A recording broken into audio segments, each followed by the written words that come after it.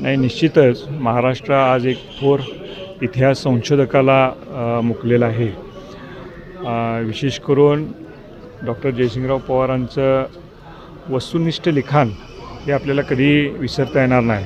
मराठ्यांचा खरा इतिहास हा लोकांच्या समोर आणण्याचा प्रामाणिकपणे प्रयत्न, त्यांची जी तळमळ, विशेष करून शिवाजी महाराजांच्या बरोबरच छत्रपती संभाजी महाराज असतील, छत्रपती ताराराणी असतील आणि खऱ्या अर्थानं राजश्री शाहू महाराज यांच्याबद्दलचं एवढं लिखाण, संशोधन करणारा दुसरा लेखक आज महाराष्ट्रामध्ये आपल्याला दिसत नाही आहे.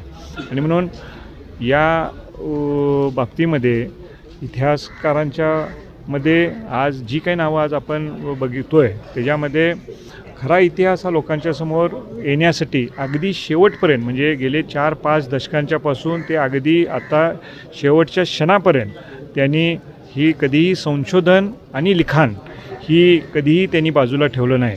आणि म्हणून आज निश्चितपणे त्यांच्या जाण्यानं महाराष्ट्र एक थोर इतिहास संशोधकाला आणि लेखकाला मुकलेला आहे. मी माझ्या वतीनं त्यांना मनापासून श्रद्धांजली व्यक्त करतो.